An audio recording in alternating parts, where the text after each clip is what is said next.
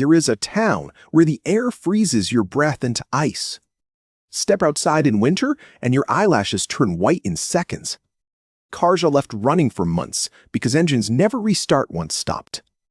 The ground beneath the houses is permanently frozen, hundreds of meters deep.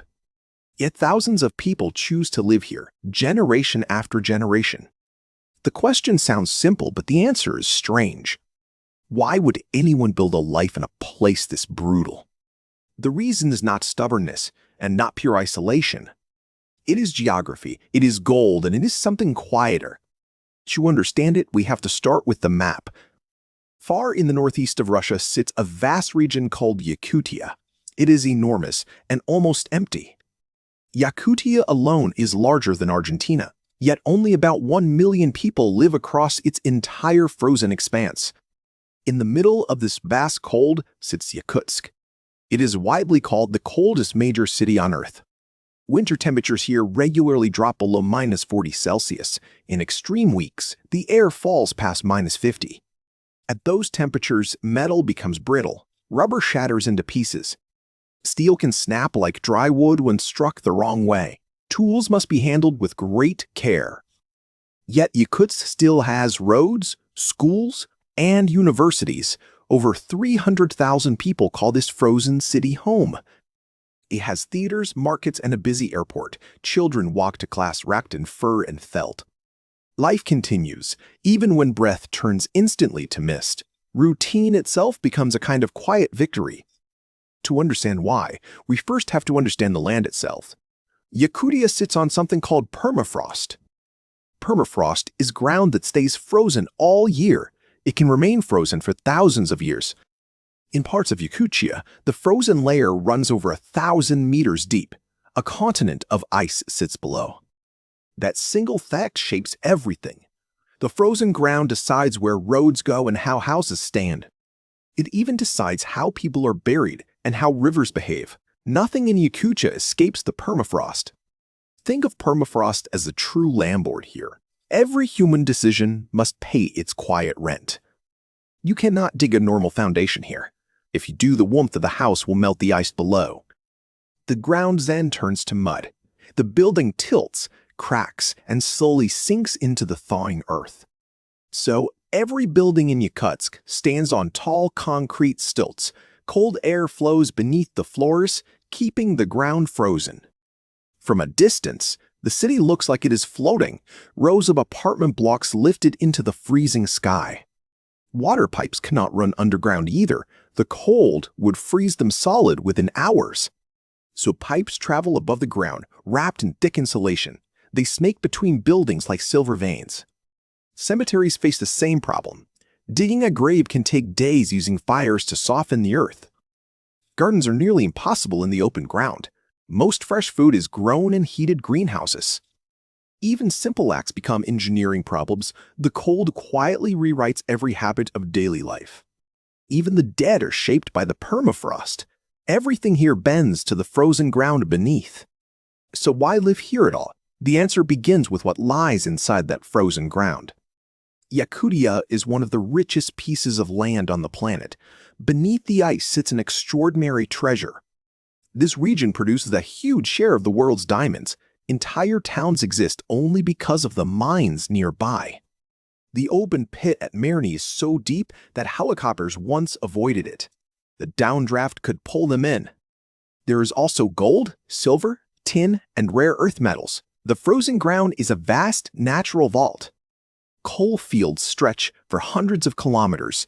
Some seams have burned underground for years. Natural gas pipelines push energy south toward warmer cities. The frozen north quietly fuels distant homes. For Russia, Yakutia is not empty wasteland. It is a strategic, mineral-rich heartland. That is the first reason people stay: work, wages, and resources locked under ice. Mining towns grow up around the deposits. Roads, runways, and power lines follow the ore. A whole economy sprouts in places nature seemed to seal off. Coal becomes a workplace, not just a season. But money alone cannot explain a place this hard. Many people here are not miners at all. They are teachers, drivers, nurses, shopkeepers, and farmers. They were simply born here. Their parents were born here. their grandparents too. The largest group in Yakutia are the Sakha, also called Yakutsk. They have lived in this cold land for centuries. Long before diamonds were discovered, the Sakha had already adapted. They learned to survive where most cultures could not. They bred horses with thick coats that graze through deep snow. The animals dig through drifts to find frozen grass. They kept cattle in barns warmed by their own breath. Body heat became a fragile, vital resource. They built winter homes from wood and earth, sealed against the wind. Thick walls trapped warmth through endless nights. They wore clothing layered with fur and reindeer hide. Every stitch was made for temperatures most people cannot imagine. Their food is rich and fatty for a reason. In this climate, calories are survival, not indulgence. A cold body burns energy just to stay alive. Every meal is a small act of defiance. Frozen raw fish, sliced thin, is a local delicacy. It thaws on the tongue, releasing flavor and energy. Horse meat and rich milk products fill the long winters. Fermented mare's milk has fed families for generations. The culture itself is shaped by the cold. Stories, songs, and beliefs all carry the memory of ice. Traditional summer festivals celebrate the return of warmth. People gather in white robes to greet the long-awaited sun. For the Sakha, this is not a harsh place. It is simply home, as it has always been.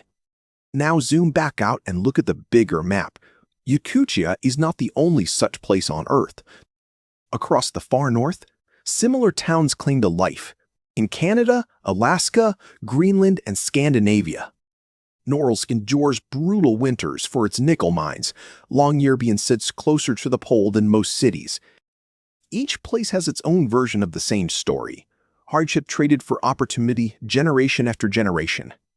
Some sit above the Arctic Circle. Some endure months without any sunlight at all. The pattern is almost always the same. Resources below the ground and people who learned the land long ago. Would you ever live somewhere like this, where winter lasts most of the year? Tell me in the comments. I am genuinely curious which readers feel drawn and which feel pure dread. Both answers tell us something true. Maybe you have visited a place like this yourself. If so, share what surprised you most. Now back to the question of why these places exist at all. Because cold alone does not build a city. Cities need rivers, roots, and reasons. Yakutsk has all three hidden inside its harshness. The mighty Lena River flows beside the city. In summer, it becomes a highway for boats and barges. In winter, the river freezes solid from bank to bank. Trucks then drive directly across the ice. They carry fuel, food, and supplies to remote villages. The frozen river becomes a road of its own. For much of the year, there is no real highway into Yakutsk. The ice itself is the lifeline. This seasonal rhythm shapes the entire economy. Goods arrive in bursts, stockpiled for the long, dark months. Fuel, food, machinery, and building materials all travel by ice. The cold, oddly, is what makes the city reachable. Without permafrost, the ground would be swamp in summer. Without frozen rivers, there would be no winter road. The very thing that makes life hard also makes life possible. That is the strange logic of the far north. Cold is not only an obstacle here, it is also a tool used carefully by those who understand it. Frozen warehouses need no refrigeration. Outdoor markets sell fish stacked like firewood, hard as stone. Ice becomes furniture, road, and storage. The freezer is simply the world outside the door. Now consider what happens when this logic begins to break. The climate is warming, and the Arctic is warming fastest.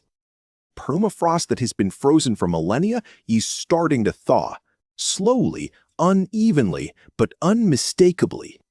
When permafrost melts, the ground sinks, roads buckle, pipelines crack, and buildings lean at strange angles. In some Siberian villages, houses are already tilting, doors no longer close properly, floors slope like ship decks. Lakes appear where solid tundra once stood. Forests drown in their own melted ground. Scientists call these sinking patches thermokarst. They spread quietly year after year. The same frozen earth that lets Yakutsk exist is its silent foundation. If it weakens, the city is in trouble. This is the new question hanging over the harsh north, not whether people can endure the cold, but whether they can endure the warming, whether a city built on ice can survive without enough of it. Engineers are already adapting. New foundations are designed to handle softer, shifting ground. Some structures use cooling tubes that keep the soil frozen. Technology now props up what nature once guaranteed. Some towns are being studied for possible relocation. Others double down, drilling deeper and building stronger. The people of Yakutsk are not panicking. They have always negotiated with this land. But the negotiation is changing. The land they knew is becoming a land their grandparents would not recognize. Older residents speak of rivers freezing later each year. Hunters describe trails that no longer hold their weight. Reindeer herders watch grazing patterns shift. Fishermen see species arriving from warmer waters. The seasons themselves are shifting under their feet. Even tradition must adapt to a thawing world. Step back once more, and the bigger pattern appears. Humans live in places that should seem impossible. In deserts that bake at 50 degrees, on islands that storms regularly flatten, in valleys beneath active volcanoes, on cliffs above restless oceans. Each time, the same forces appear, resources, culture, and routes that connect them to the world. People do not stay in harsh places because they failed to leave. Something there is worth the price. A mine, a homeland, a river, a memory, sometimes all four at once. Yakutsk is just the clearest example. A city of stilts above frozen ground, holding on through -50 winters. It is built on diamonds and sustained by ice, carried by a people who refuse to be uprooted. That is the real why. Not stubbornness, not poverty, not isolation. It is geography rewarding those who learn its rules. The cold here is not an enemy to be defeated. It is a partner to be respected, used, and survived. The relationship took centuries to build. And that may be the deepest lesson of the harsh places. The world is not divided into livable and unlivable. It is divided into places we have learned and places we have not. Yakutsk simply took longer to learn. The map is full of such hidden classrooms. Each cold town and desert outpost is one. They teach a quiet truth about our species. Humans settle wherever effort and reward find a balance. The harsher the place, the deeper that balance runs, and the more interesting the people who hold it. If this story made you see the map differently, drop a thought in the comments. I read them. For more stories about how the world really works, subscribe and tap the bell. There is much more to explore. On the edges of every map, people choose the hardest ground, and they have very good reasons why.